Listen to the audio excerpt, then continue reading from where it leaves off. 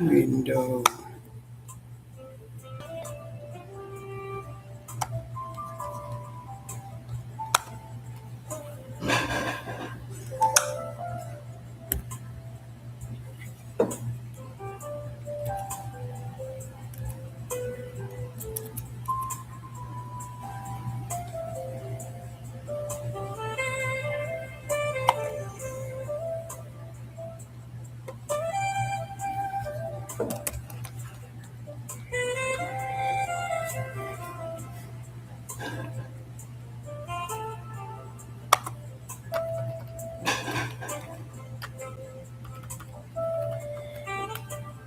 Shalom. For 12 chapters now, Israel has been building, counting, purifying, assigning, and consecrating. The tabernacle is up, the menorah is lit. The Levites are set apart. The Passover has been kept. The cloud has been on the tabernacle since the day it was raised. And now in Numbers 10, the cloud lifts. The silver trumpet sounds. The ark moves out 3 days ahead of the camp. And Moshe prays one of the greatest march prayers in all of Scripture. Rise up, O Creator, let your enemies be scattered. Numbers 10 is the chapter where preparation ends and the journey begins. Stay with me. Welcome to AsahxMusic Torah Studio, where we worship with sax and walk in Torah. 10 chapters in Bamid. Numbers 1 to 4 counted and organized. Numbers 5 to 6 purified and consecrated. Numbers 7 to 8 give and lit the way. Numbers 9 rehearsed the redemption and established cloud navigation. Now Numbers 10 gives the tools for the march and sounds the departure for Sinai. From chapter 1 to chapter 10, the Creator has been doing one thing: turning a crowd of freed slaves into a marching nation capable of taking the promised land. Numbers 10 is the moment that nation takes its first ordered step. Open with me to Numbers chapter 10, verse 1.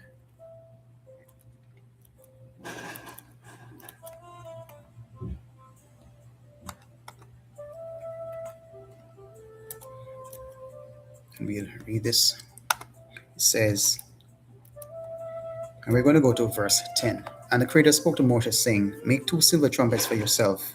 Make them of beaten work, and you shall use them for the gathering of the congregation and for breaking camp. And when they blow both of them, all the congregation shall meet before you at the door of the tent of appointment. And if they blow one, then the leaders, the heads of the thousands of Israel, shall gather together. And when you blow a shout, the camps that lie on the east side shall depart. And when you blow a shout the second time, the camps that lie on the south side shall depart. They blow a shout for them to depart. And when the assembly is to be assembled, you blow, but do not shout. And the sons of Aaron, the priests, blow with the trumpets, and it shall be to you for a law forever throughout your generations. And when you go into battle in your land against the enemy that distresses you, then you shall shout with the trumpets, and you shall be remembered before the Creator your Elohim, and you shall be saved from your enemies. And in the day of your gladness, and in your appointed times, and at the beginning of your new moons, you shall blow the trumpets over your ascending offerings, and over your slaughterings of peace offerings. And they shall be a remembrance for you before Elohim. I am the Creator, your Elohim. So we see mention of 2 silver trumpets and armored work. The Creator commanded Moshe, make yourself 2 silver trumpets. And the same language is used for the golden menorah in chapter 8. Formed under pressure, that means it's armored silver. No shortcuts are in construction. But then we see through verses 3 to 8, both trumpets together. When that is done, the whole congregation gathers at the entrance. When it's one trumpet, it's under the leader. The heads of the divisions gather.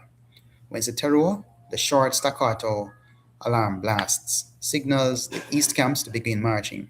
A second teruah signals the south camps. Then you have the tekiah, and that's a long sound. That's a sustained blast, and it calls the assembly together but does not signal marching. In warfare, the terror is sounded and the Creator remembers his people and saves them from their enemies. On feast days and new moons, the trumpets are blown over the offerings as a memorial before the Creator. This is the sons done by the sons of Aaron, the priests, shall blow the trumpets, not the Levites, not the tribal leaders, only the priests. The consecrated sons of Aaron are authorized to make sacred sound. Sacred sound requires consecrated hands. The two silver trumpets in Numbers 10 are the operational voice of the Creator's will for the camp. Every moment, every assembly, every battle alarm, every celebration, all governed by the sound of these instruments. And the Creator specifies exactly who can blow them, only the sons of Aaron. The trumpets are not handed to the most musical person in the camp, or the loudest voice, or the most experienced traveler. They go to the consecrated. Imagine a general handing two silver communication devices to his most trusted officers and giving them a complete signaling code that governs every movement of an army of 600,000. The code is precise. Two signals means full assembly, one means leaders only, short blasts mean march east, second blast means march south, long blast means gather but don't move. Alarm in battle means the general himself is fighting for you. The entire camp is listening for the signal.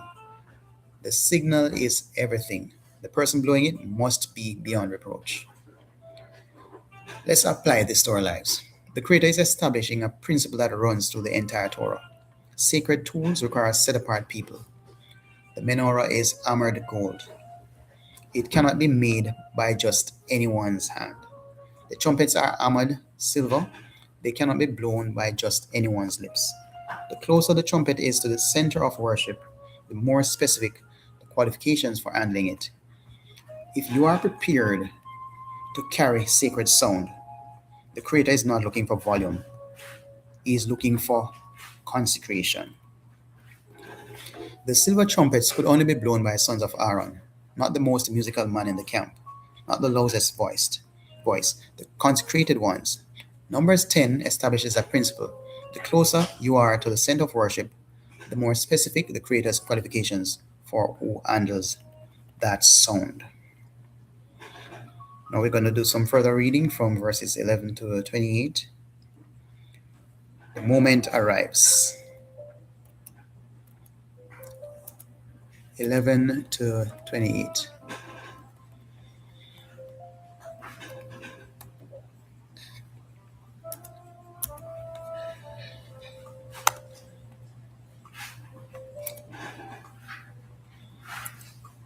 On the 20th day of the second month in the second year, the cloud was taken up from above the tabernacle of the testimony, and the children of Israel set out from the wilderness of Sinai on their journeys. Then the cloud settled down in the wilderness of Paran.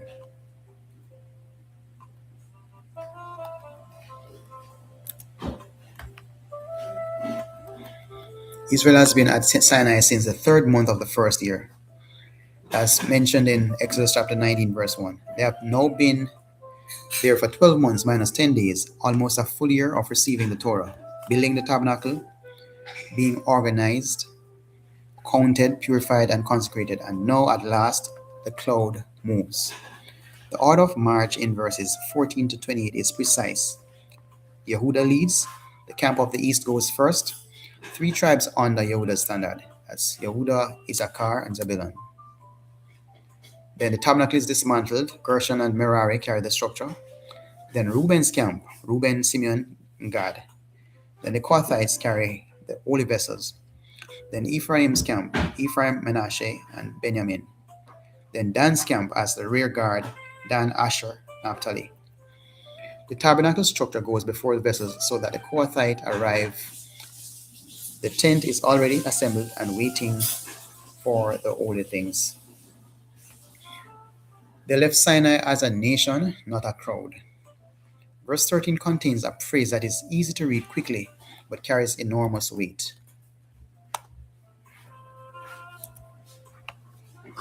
So they started out for the first time according to the commandment of the Creator. The word first here is significant. This is the first time Israel marches as an organized, ordered, prepared national unit. Consider two departure scenes. Scene one, a crowd of 600,000 people pouring out into Egypt in chaos. Men, women, children, livestock, mixed multitude, mixed motives, no order, no formation, just the desperate movement of people escaping. Then scene two, Numbers 10, the same group a year later departing from Sinai in formation. 12 tribes, 4 camps, each standard at its place. The tabernacle at the center, the Levites positioned around it, priests at the trumpet, the ark 3 days ahead of the march. This is the difference between a crowd that escaped and a nation that advances. Sinai was not a delay. The 12 months Israel spent at the foot of the mountain were not wasted time between freedom and the promised land. They were the transformation from freed slave to covenant nation. The Creator does not advance a crowd. He advances a prepared people.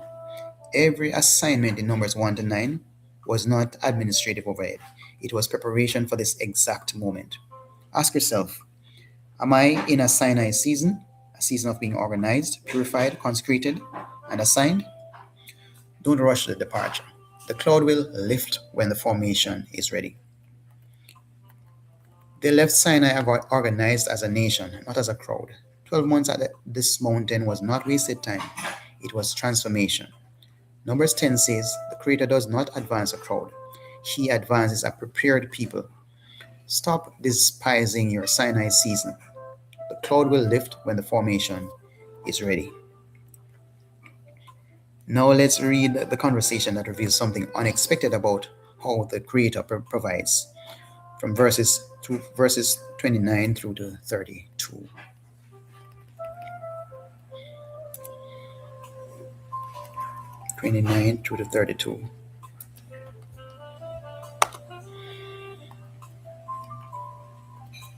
And Moshe said to Obab, son of Ruel, the Midianite, Moshe's father-in-law, we are setting out for the place of which the Creator said, I give it to you. Come with us, and we shall do good to you. For the Creator has spoken good concerning Israel. And he replied to him, I'm not going, but I'm going to my own land and to my relatives. Then he said, please do not leave us, because you know how we are to camp in the wilderness, and you shall be our eyes. And it shall be, when you go with us, then it shall be that whatever good the Creator does to us, the same we shall do to you.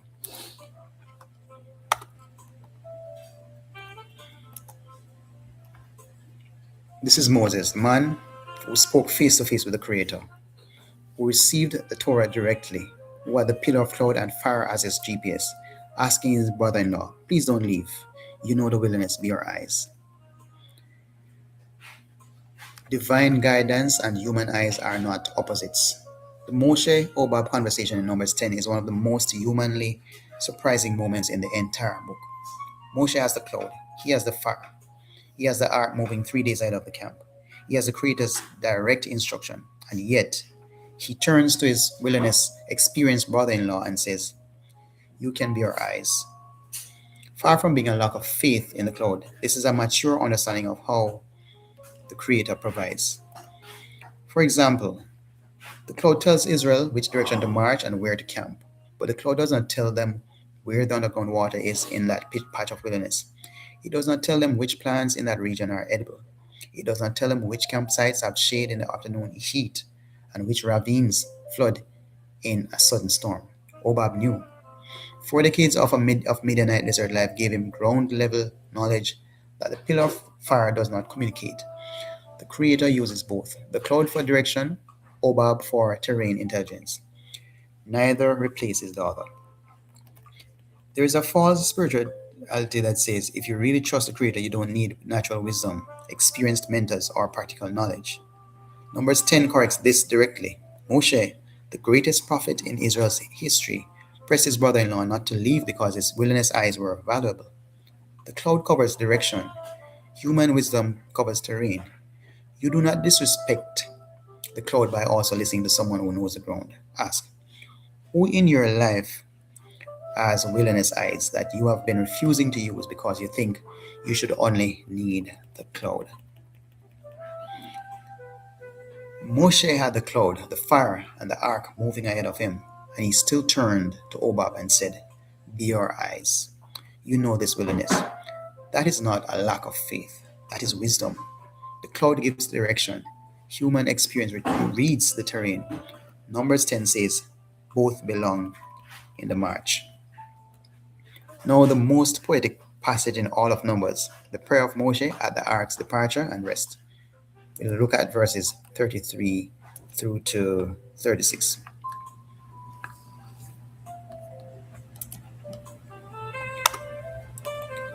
So they set out from the mountain of the Creator on a journey of 3 days, and the ark of the covenant of the Creator went before them for 3 days' journey to seek out a resting place for them. And the cloud of the Creator was above them by day when they went out from the camp. And it came to be, whenever the ark set out, that Moshe said, Rise up, O Creator, and let your enemies be scattered, and let those who hate you flee before you. And when he rested, he said, Return, O Creator, to the countless thousands of Israel. 2 prayers, 11 verses apart, the whole march contained between them. So we have the march prayer and we have the rest prayer. These 2 prayers of Moshe are the only 2 prayers in Numbers 10, and they form the theological brackets of the entire march. The departure prayer, Rise Up, is a declaration that the battle belongs to the Creator and that the enemies of Israel are actually the enemies of the Creator himself.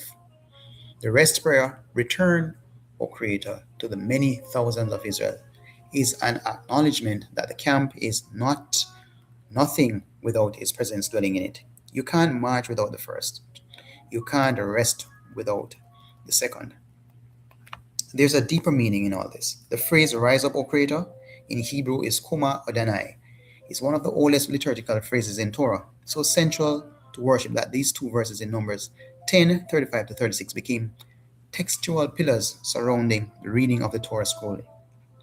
The words spoken when the Torah is lifted and when it is returned. Every Torah reading for 3,000 years has been bracketed by the march prayer and the rest prayer of Numbers 10. Your ministry has 2 phases, advancing and resting, and each one requires its own prayer.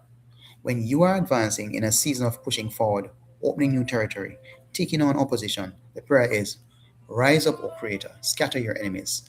I am not advancing in my own strength. When you are in a season of resting, consolidating, dwelling, teaching, staying, the prayer is, Return, O Creator, to the many thousands of Israel. Stay with us. Let your presence rest here. Which season are you in? Then you pray the right prayer.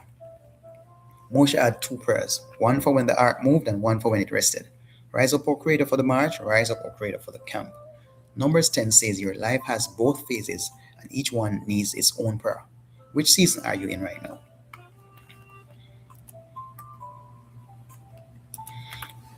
Numbers 10 is the launch chapter of Bamid. Everything before it was preparation, everything after it is the journey. And this chapter gives you 4 things you need for the march. Silver trumpets, a sacred sound from consecrated hands governing every moment of the camp. 2, a prepared departure, leaving Sinai not as a crowd, but as an ordered, assigned, purified nation. Human wisdom alongside divine guidance.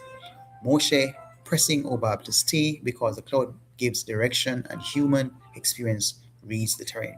And the ark prayer, the march prayer, and the rest prayer, 2 spiritual pastors that bracket every advance and every season of dwelling. The question Numbers 10 leaves with you is simply this.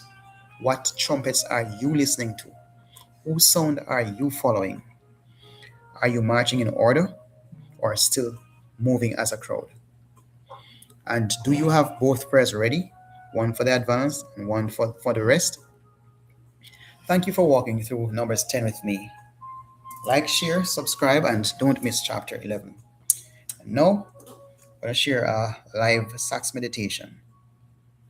Let the sound carry the call of the silver trumpets, the ordered advance from Sinai, and the prayer of the man who knew, Rise up, O Creator, and when we rest, return. Shalom.